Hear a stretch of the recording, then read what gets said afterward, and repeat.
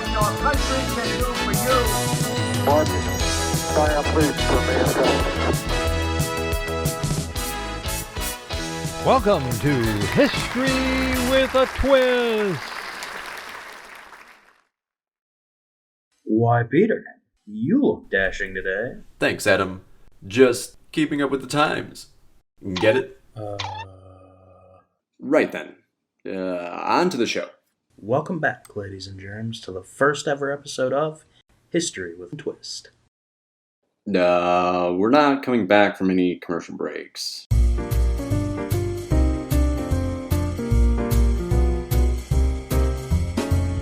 Okay, let's try this again.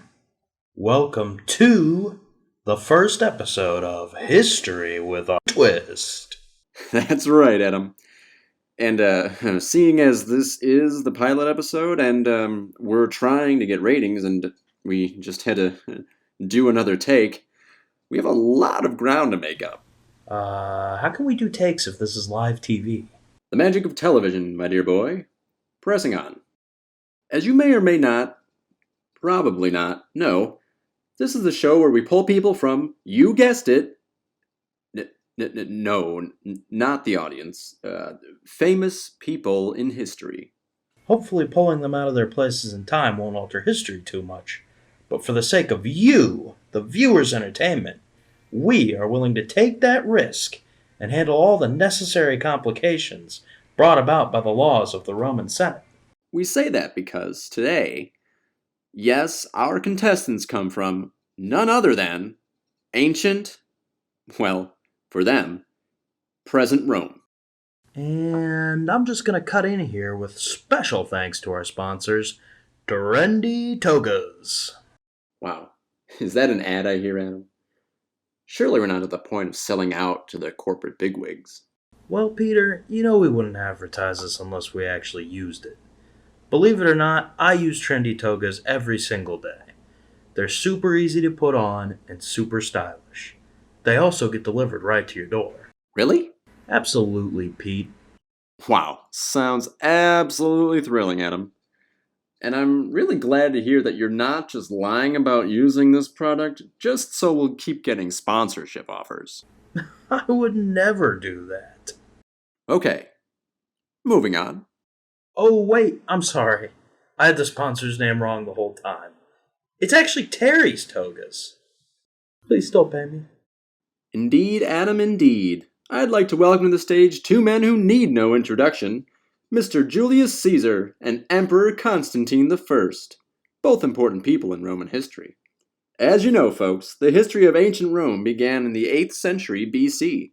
They started out as a tiny town on the Tiber River, but eventually became an empire that encompassed the Mediterranean, continental Europe, and Britain. Here's a map to give you a better idea.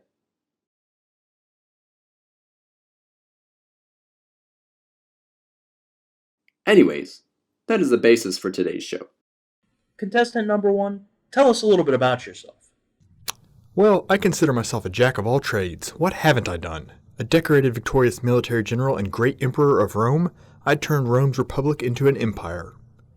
Excellent. Now, contestant number 2.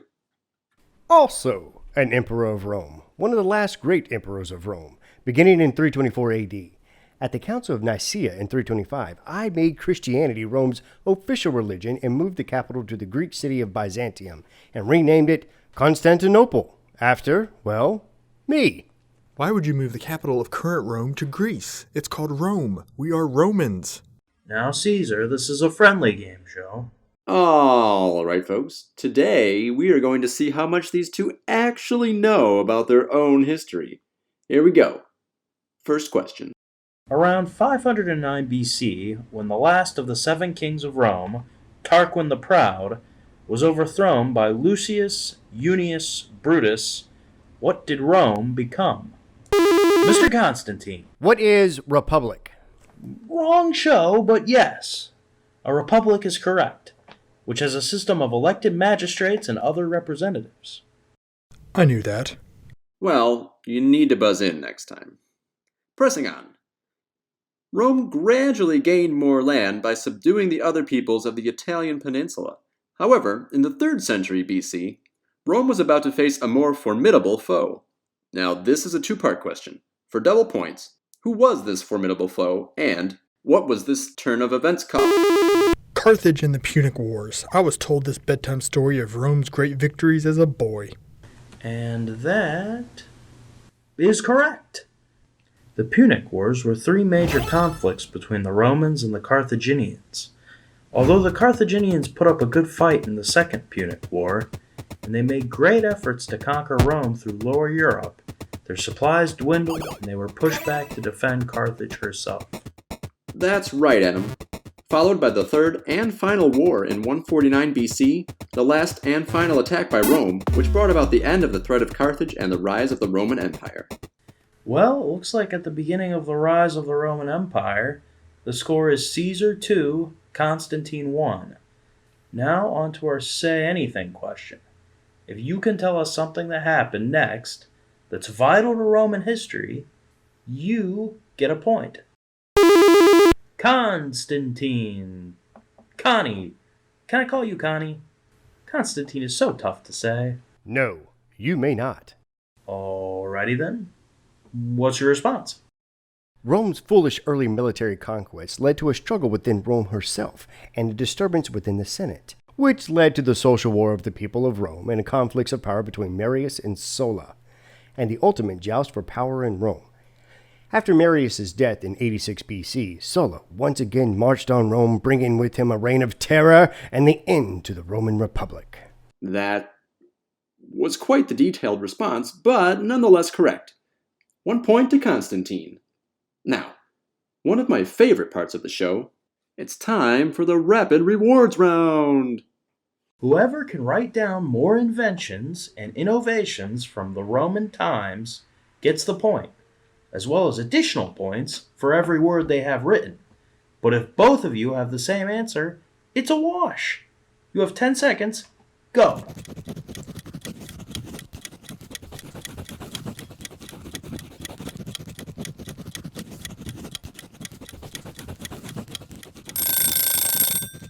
Okay, pencils down. Mr. Caesar. Numerals, plumbing, the aqueducts. Connie?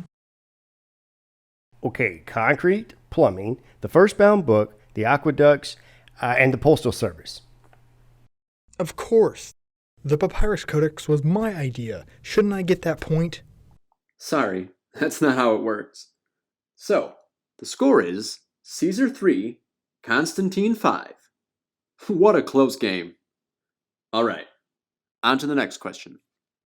Following the political turmoil that enveloped Rome in the mid-1st century, 2 main political divisions were identified: the populares, who hoped for the support of the people, and the optimates, those who wanted to maintain aristocratic control.